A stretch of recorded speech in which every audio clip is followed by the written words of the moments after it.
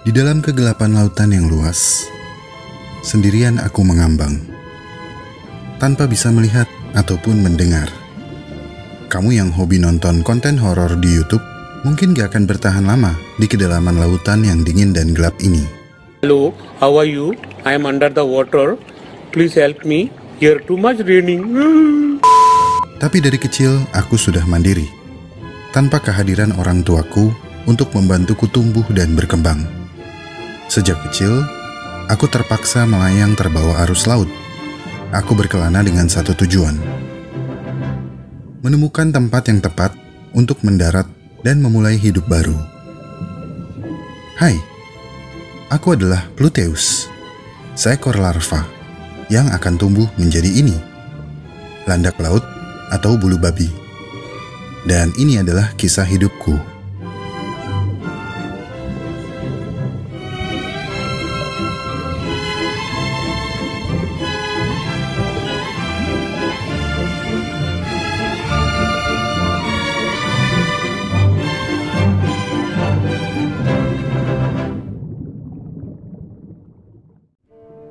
Melihat bentuk tubuhku, kamu pasti langsung ngeh, karena kami termasuk jenis hewan laut yang mudah dikenali. Beberapa dari kamu mungkin menyebutku bulu babi. Menurut beberapa kisah dari orang tua di atas generasiku, manusia menyebut kami bulu babi karena secara sekilas, duri kami mirip bulu babi yang jarang-jarang. Tapi, apa iya? Maksudku, babi yang mana? Yang ini? Atau yang ini?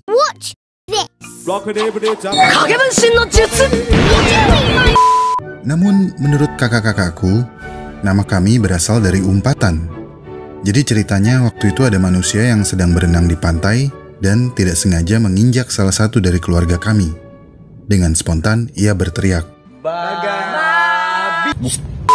Sebelum kita lanjut, aku ingin berterima kasih kepada teman-teman yang telah support Alam Semenit lewat donasi di Saweria. Kentut Firaun, Memen pengen beristri 2, Marung Mimu Pasar Pagi Samarinda, Chandra Salai Muntois, Aik 13, Aku Cinta Satoko, Floating Crane Orbita, Paus 52 Hz, SH3, PSI Kota Cilegon, Jujung, Dialga Anak Arceus, Sayangnya Naisha, Eko Yulianto Rohadi, Robert, Informatika UMM 21, Meamiu mau punya adik, nama tidak boleh kosong, Tuting Kinci, @newmind.clothes, Newmind Generation, Kaum New Mind, Kapan One Piece Tamat, Juniawan, Aku Yang Manis, Aku Cinta Satoko, Ariza Sayang Sarina, I Love You Nindya Putri Clarissa, Alimin, Kecuali Antartika, Crazy Army Squad, Jelajah Purbalingga, Reveal Your Face Please, Dim Slingshot Fishing, Daniel Dio Forever, Iqbal Masih Sayang Mbak Cica, Vincent Leong Hardy, Telur Kucing, Yogi Kopling, Yogurt, Master Egi, Naganya Goku, Raudindi, Niko Chandra, Sangadi Suka Top Up, W3, Liasis Corporation, Antar Lia, Kantor Hukummu _Saipul, Bagasta, Hana dan Sora, Istri Babang Emish, Ude Sumber Urip, Karim Jagat nomor 140, Tetangga Sebelah, Solo Leveling, Tatak Sidik Farel Budi Agung, Kopi Santuy, Alap-Alap Kostrat, Fajar Bening, Al Kalim Store Salatiga, Coding Suka-Suka, Winter Hana Putri, Ikan Tempe, F Holder TKO $10, Fauzan Bapaknya Najib, Asaptono 88, Renzo Kuken Digencet Kaktuar, Captain D Cinta Yuki Nakashima, Leo X Libra, Siapa, Dewa Sayang Elena, Maaf Ya Dewa Alay, Sunday Aman Sapak Pahan, Teknik Blimbing, Bona Rongrong, Toko Laundry Bagus Solo, dan 99jam.com.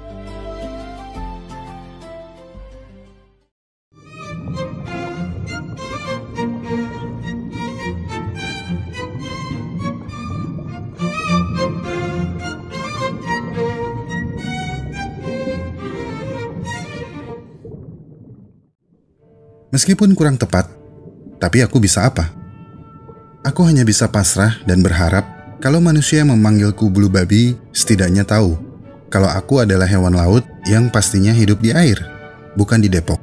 Ini dia berumah tangga, dia nganggur tapi uangnya banyak. Tapi kalau aku boleh saran, panggil aku landak laut. Karena setidaknya landak juga punya duri. Tapi ya udahlah ya, apalah arti sebuah nama. Aku dan keluargaku termasuk film Echinodermata, kelas Echinoidea. Ada lebih dari 950 spesies landak laut yang berbeda yang hidup di laut dengan berbagai suhu, hangat ataupun dingin. Beberapa spesies lebih suka hidup di perairan dangkal, di terumbu karang, atau di antara hutan rumput laut. Sementara yang lain memilih hidup di dasar laut yang dalam dan berbatu, termasuk di Laut Antartika yang dingin membeku. Selain duri-duri tajam di sekujur tubuh kami, Echinodermata dicirikan oleh sistem vaskular berbasis air yang unik yang tidak dimiliki oleh binatang lain. Sistem yang sangat khusus ini memungkinkan kami untuk mengangkut makanan dan air melalui bagian luar tubuh kami. Dan bicara tentang tubuh kami dirancang secara khusus untuk bertahan hidup di beberapa lingkungan paling ekstrim di laut. Kami dapat hidup di lautan yang memiliki keadaan yang paling keras sekalipun. Lautan yang berombak, lautan berbatu, lautan membeku, lautan berpolusi, kami bisa hidup tenang di laut manapun. Itu semua karena kami tidak terlalu pilih-pilih jika menyangkut urusan perut. Kami adalah omnivora, yang berarti kami bisa memakan tumbuhan dan binatang. Sumber makanan utama kami adalah alga dari karang. Tetapi beberapa spesies bisa memakan teritip, spons laut, dan bahkan ikan mati. Tergantung tempat tinggal kami dan tergantung apa yang tersedia. Bisa dibilang kami cukup santai untuk urusan makanan. Kebanyakan kelas Echinoidea memiliki jenis mulut khusus yang disebut Aristotle's Lantern atau lentera Aristoteles yang memudahkan kami mengikis organisme dari permukaan tempat mereka hidup. Mulut kami memiliki 5 gigi dan setiap gigi memiliki rahang tersendiri sehingga dapat bergerak lebih mudah.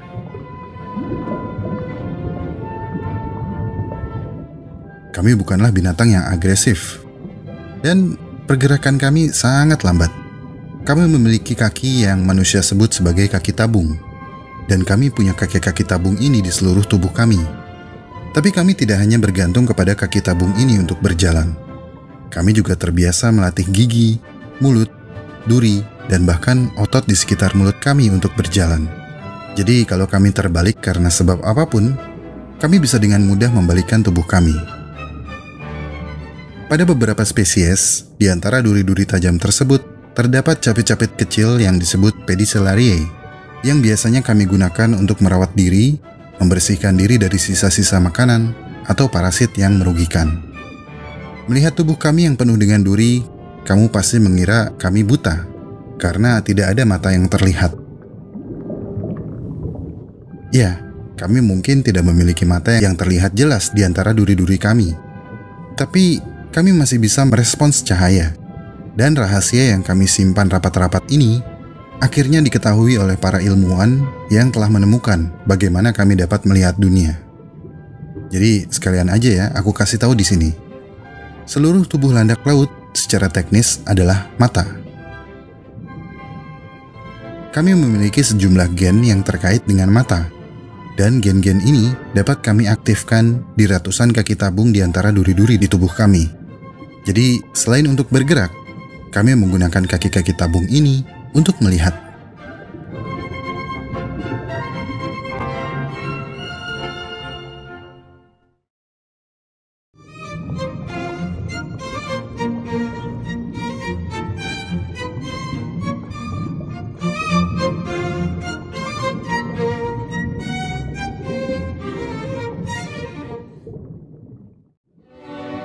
Tadi aku bilang kalau kami, landak laut, bukanlah binatang agresif. Jadi sesungguhnya tidak ada yang perlu ditakuti dari kami. Tapi, kebanyakan manusia benci kami karena kesalahan mereka sendiri. Karena tertusuk duri kami yang tidak sengaja mereka sentuh. Manusia cenderung terluka oleh duri kami saat menyelam atau berenang, dan secara tidak sengaja menyentuhnya. Atau yang lebih parah, ketika mereka secara tidak sengaja menginjaknya, yang dapat menyebabkan duri-duri kami patah dan tertinggal di dalam kulit mereka. Ngilu ya? Pada beberapa spesies, duri yang kami miliki sangat tajam dan dapat dengan mudah menusuk bagian tubuh siapa saja yang menyentuhnya. Dan pada beberapa spesies, duri ini mengandung bisa. Selain duri, ada organ lain pada beberapa spesies yang juga mengandung bisa, yaitu kaki tabung dan Pedicellariae. Duri menghasilkan luka tusukan, dan ketika tersentuh, kaki tabung dan Pedicellariae dapat dengan cepat menyemprotkan bisa ke area yang terganggu tersebut. Bisa ini dapat memicu berbagai macam reaksi, mulai dari peradangan kulit yang serius, nekrosis jaringan, kelumpuhan, kegagalan pernapasan, hingga kematian. Aku bukannya mau menakut-nakuti kamu yang suka ke pantai, tapi jika kamu secara tidak sengaja menginjak kami dan tidak ditangani dengan cepat, kamu bisa kehilangan kaki kamu. Aku teringat ceritanya Phoebe Robertson yang pada tahun 2018 sedang liburan ke Barbados. Phoebe nggak sengaja menginjak landak laut dan durinya tidak dibersihkan dengan baik, sehingga bisa menyebar ke kakinya, membuat kaki Phoebe membengkak dan terinfeksi. Ketika pada akhirnya Phoebe pergi ke dokter memberikan antiseptik dan antibiotik. Kedua obat itu awalnya sangat membantu. Namun ketika Phoebe pulang ke rumah, kaki kirinya tidak bisa digerakkan dan betis kirinya telah membengkak parah. Ternyata Phoebe terdiagnosis infeksi bakteri Streptococcus A yang menjurus ke sepsis. Akhirnya, Phoebe harus menjalani 4 kali operasi untuk menghilangkan bagian betisnya yang terinfeksi. Untungnya operasi berhasil, meskipun Phoebe harus kembali belajar berjalan menggunakan kaki kirinya. Pertolongan pertama jika kamu tertusuk duri landak laut adalah dengan mencabutnya sesegera mungkin, lalu oleskan antibiotik dan antiseptik.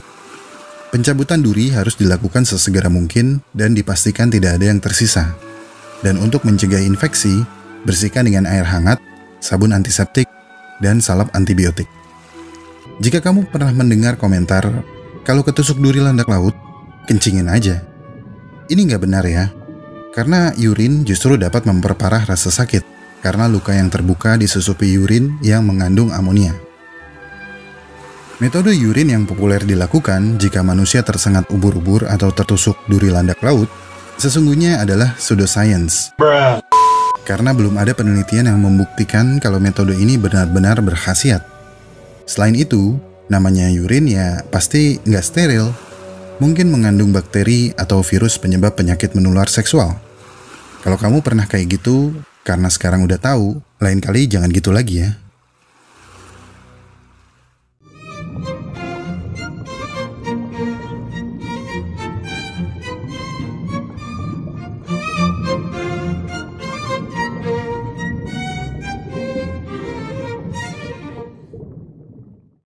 Duri di sekitar tubuh kami memang panjang dan tajam. Tapi kami tidak pernah menggunakannya untuk menyerang, hanya untuk perlindungan terhadap pemangsa. Kami berduri supaya bisa santuy menikmati waktu makan tanpa rasa takut. Tapi meskipun demikian, predator tetap aja penasaran dan ingin memakan kami. Ada banyak predator yang memilih kami sebagai mangsa lezat, mulai dari sea otter, burung, ikan, kepiting, serta manusia. Karena apa sih yang gak manusia makan? Menurut manusia, kami, landak laut, sangat terkenal kelezatannya dan kerap dimakan mentah dan sangat populer sebagai bahan sushi di Jepang. Di dunia seafood, kami terkenal dengan nama uni. Kan aku membeli minyak Pertamina tuh aku pakai lem aku elok-elok kan, biar aku nak datangku di Pak Wici tuh pakai masker aku. Aku kan body aku dari belakang mirip apa kan, mantap jiwa kan. Amboy. Ini memang uni, tapi bukan uni yang ini. Dan banyak manusia yang bilang kalau uni adalah seafood terlezat di seluruh dunia. Uni adalah acquired taste. Acquired taste itu berarti kamu mungkin gak langsung suka sama rasa uni ketika pertama kali mencobanya. Acquired taste adalah makanan yang ternyata terasa enak setelah beberapa kali kamu mencobanya. Selain lezat, uni memiliki banyak manfaat kesehatan dan bahkan dianggap sebagai afrodisiak, menjadikan uni salah satu seafood yang begitu unik dan paling dicari. Menurut kebanyakan manusia, uni adalah sebagian kecil daging yang dapat dimakan di dalam cangkang landak laut. Tekstur uni sangat lembut. Lihatlah mereka yang memakan uni dengan lahap.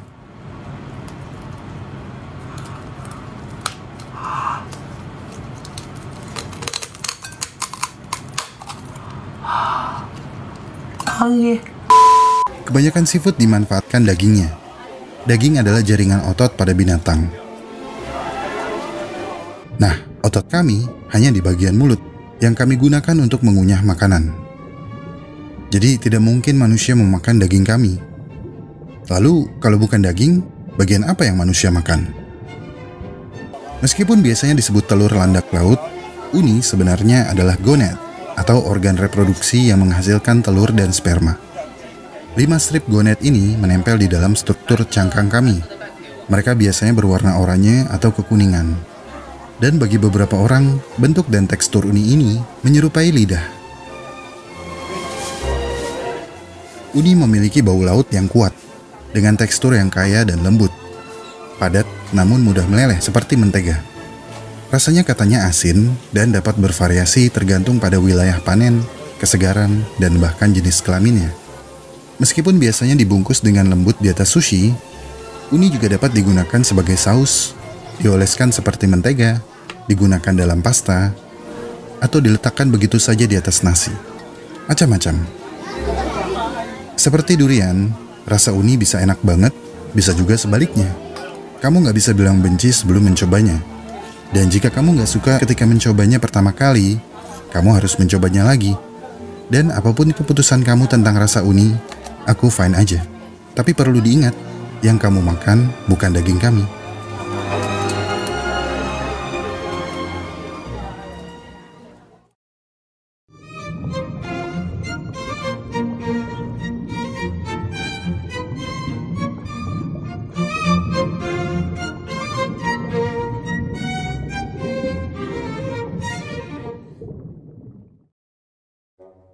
Apakah kami terancam punah?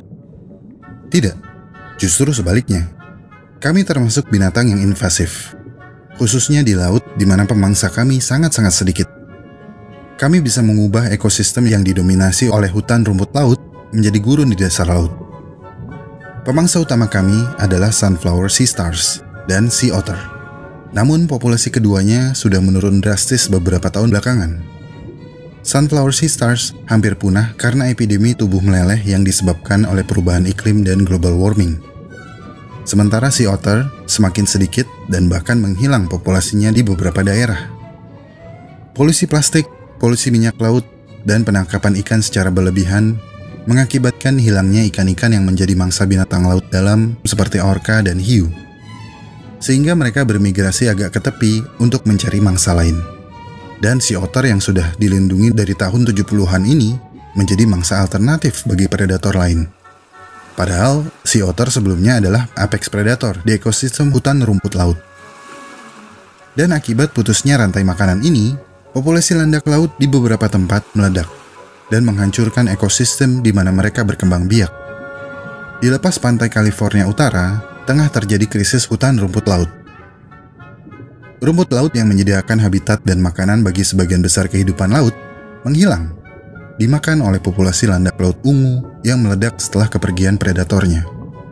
Dari ini menjadi ini. Terhitung sejak 2014, 95% hutan rumput laut dari San Francisco hingga Oregon telah menghilang. Dan ini tidak terjadi di Amerika aja. Dr. Laura Rogers Bennett, ahli ekologi dari California University, mengatakan, lautan yang memanas diyakini bertanggung jawab untuk mengganggu keseimbangan alami antara mangsa dan predator. Saat suhu lautan menghangat, landak laut tampaknya menjadi pemenang. Telur yang terbuahi menjadi cepat menetas, dan populasi mereka meningkat drastis di area yang minim pemangsa. Dan ini merupakan berita buruk bagi ekosistem rumput laut. Bagaimana solusinya? Manusia menjadi penyambung rantai makanan yang terputus tersebut. Merubah masalah ekologis menjadi keuntungan ekonomis.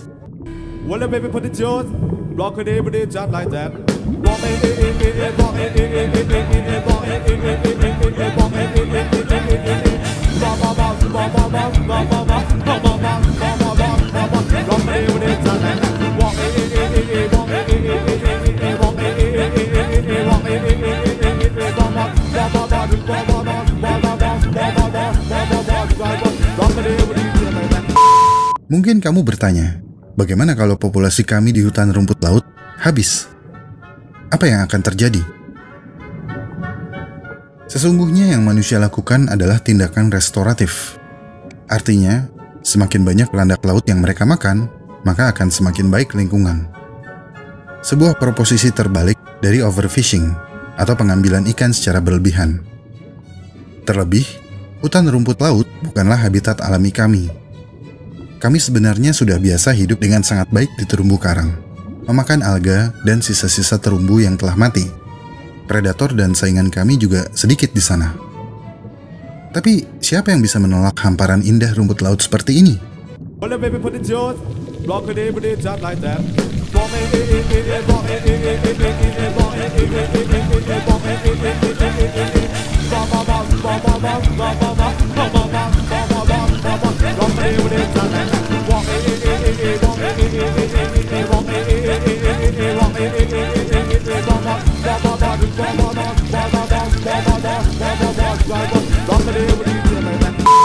Kelakuan kami terhadap hutan rumput laut ibarat manusia yang mengeruk habis kekayaan alami bumi tanpa pikir panjang. Nggak di laut, nggak di darat. Isi perut bumi disikat, paru-paru bumi dibabat. Tidak peduli akan dampak jangka panjang yang pada akhirnya merugikan keturunan dan kerabat. Hanya mau enak, padahal cuma sesaat. Seperti pendatang yang tergiur janji manis ibu kota. Kalah mengadu nasib, berakhir di pinggiran sungai kota. Membangun rumah ilegal, menjadikan sungai yang tadinya bersih menjadi kumuh. Padahal sungai itu mereka gunakan setiap hari.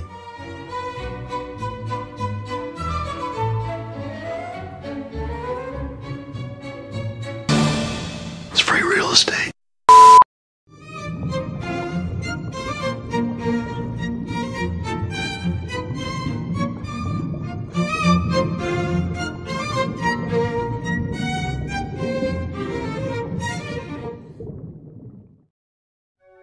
Kebanyakan Echinodermata memiliki tahap larva berukuran renik.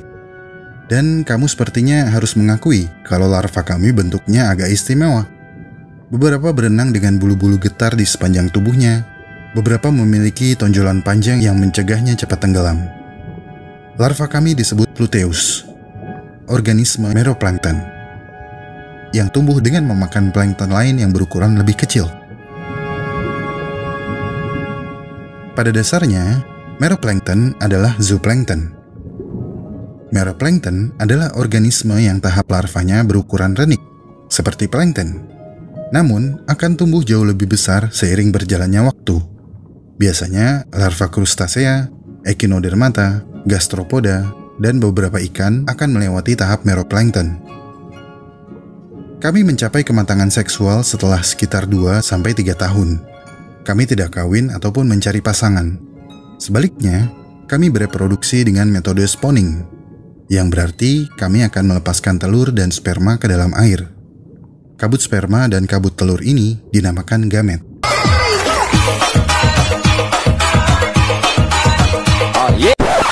Bukan jamet, gamet mas. Gamet adalah sel yang dibentuk untuk tujuan reproduksi. Gametogenesis didefinisikan sebagai proses pembentukan dan perkembangan sel sperma dan sel telur agar bisa membentuk individu baru. Proses gametogenesis pada betina disebut oogenesis, sedangkan pada jantan disebut spermatogenesis. Dan aku tahu, ini membuat kamu bertanya, bagaimana membedakan landak laut jantan dan betina? Karena mereka terlihat sama, bundar dan penuh duri. Benar, dari luar memang agak sulit untuk membedakan antara landak laut jantan dan betina. Namun, kamu bisa mengetahuinya ketika kami bereproduksi. Jika kabut yang dihasilkan berwarna putih, itu adalah kabut sperma. Maka, ini adalah pejantan. Jika kuning, maka itu adalah telur. Dan ini adalah betina. Sebagian kecil dari sperma dan telur ini akan menemukan satu sama lain di lautan terbuka dan menjadi telur yang terbuahi. Terus, yang sebagian lagi kemana? Mengambang di badan air tanpa terbuahi. Jadi, ketika kamu berenang di laut, berarti kamu berenang di antara sperma dan telur-telur kami. Nah, itu bisa terjadi kehamilan walaupun tidak ada penetrasi. Telur yang berhasil dibuahi akan tumbuh dan menetas.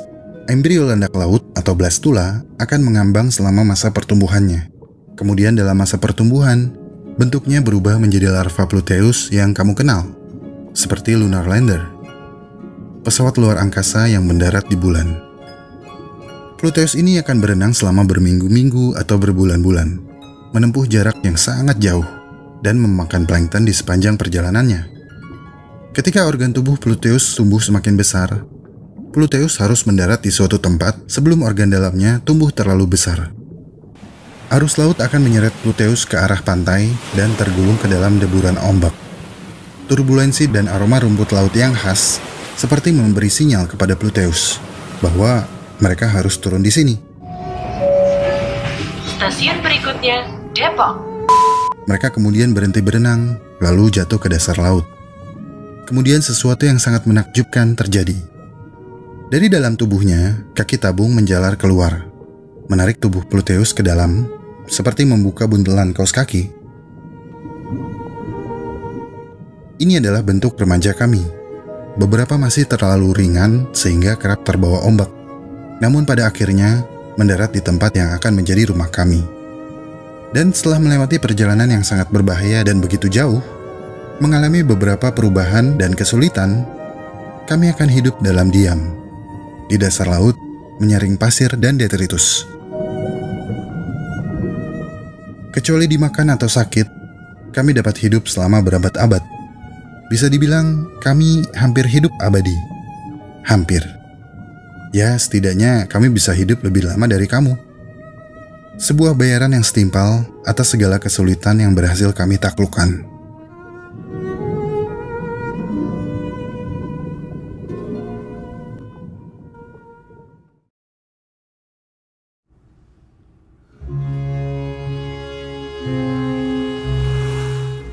Terima kasih telah menonton sampai menit ini. Saya sangat-sangat menghargai segala support yang teman-teman berikan kepada Alam Semenit. Jika ingin tahu lebih banyak tentang subjek pembahasan dalam video ini, cek deskripsi video. Di sana teman-teman bisa menemukan segala jurnal, literatur, dan referensi saya dalam menyusun naskah. Kepada teman-teman yang baru subscribe, selamat bergabung. Semoga apa yang disajikan Alam Semenit bisa membawa manfaat bagi kita semua. Jika suka dengan pembahasan dari Alam Semenit, like video ini dan share. Karena like dan share dari kamu akan membantu perkembangan channel ini. Ikuti perkembangan semua hal yang aneh, menjijikan, dan indah yang mengundang rasa ingin tahu kita semua. Sampai jumpa di video selanjutnya.